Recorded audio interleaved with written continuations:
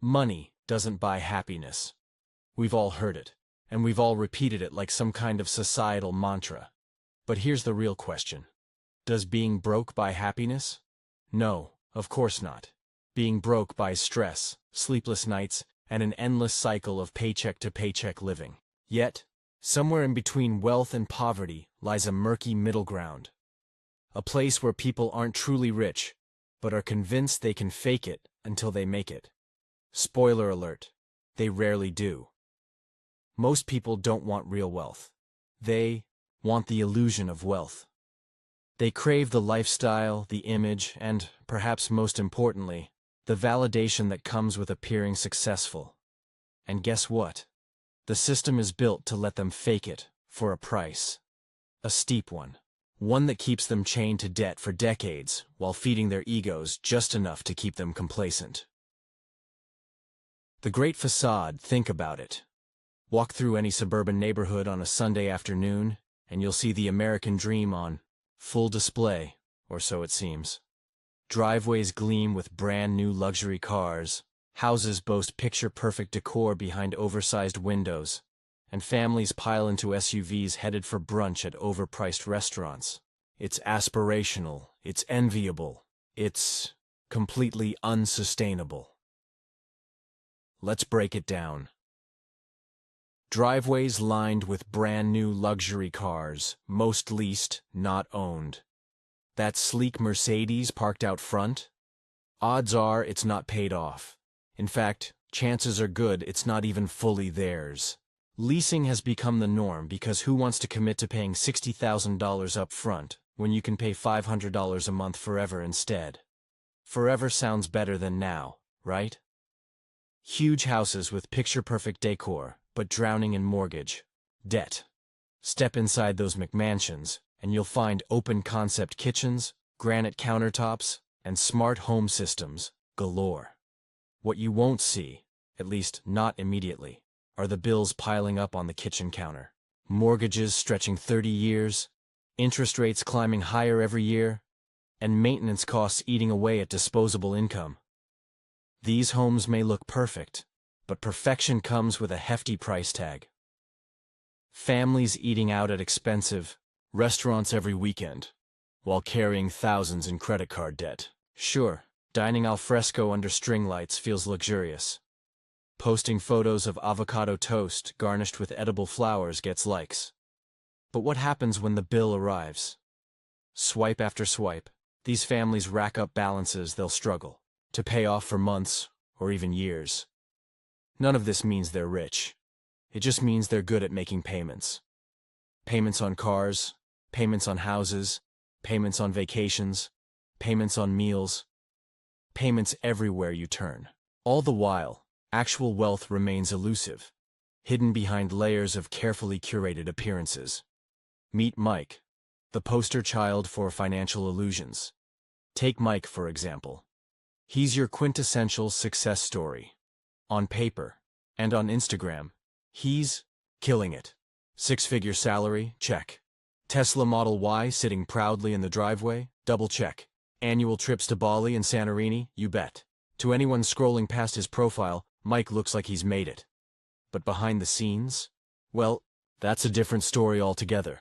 His car loan stretches 7 years. 7 years. Let that sink in. By the time Mike finally pays off his shiny new Tesla, it'll be outdated, worn down, and worth half its original value. But hey, at least he got to drive it off the lot looking successful.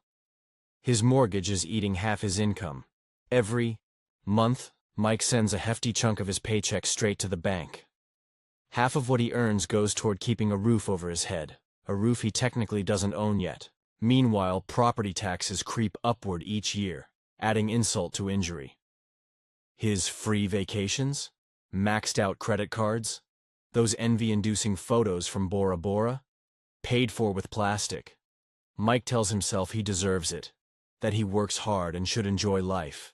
But deep down, he knows the truth. Those trips will haunt him long after the tan fades. His savings? Practically non-existent. Ask Mike how much he has tucked away for emergencies, retirement, or even next month's unexpected expenses, and you'll get a sheepish shrug. His emergency fund consists of crossing his fingers and hoping nothing major goes wrong. Mike isn't wealthy. Mike is trapped. Trapped in a never-ending cycle of consumption disguised as success. Trapped by loans, leases, and lifestyle inflation.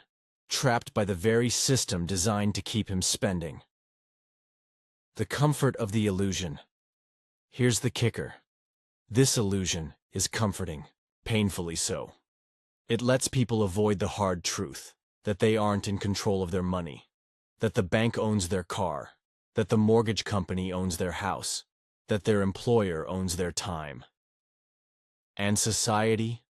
Oh, society loves reinforcing this cycle. Credit cards dangle promises of instant gratification. Social media feeds fuel the need to flex. Easy loans whisper sweet nothings about affordability. Together, they create a toxic cocktail of short-term satisfaction and long-term regret. Changing the game, so what's the way out? How do you break free from the chains of financial slavery masquerading as prosperity? It starts with changing the game entirely.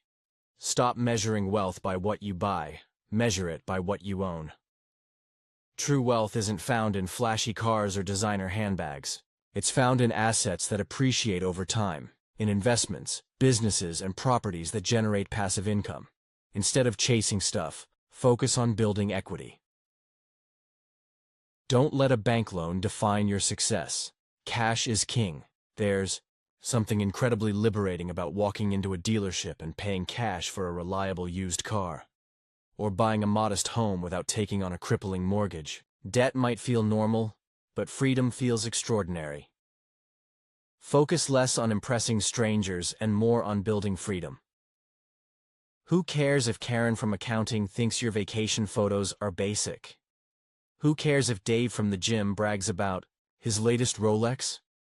At the end of the day, real wealth isn't about impressing others.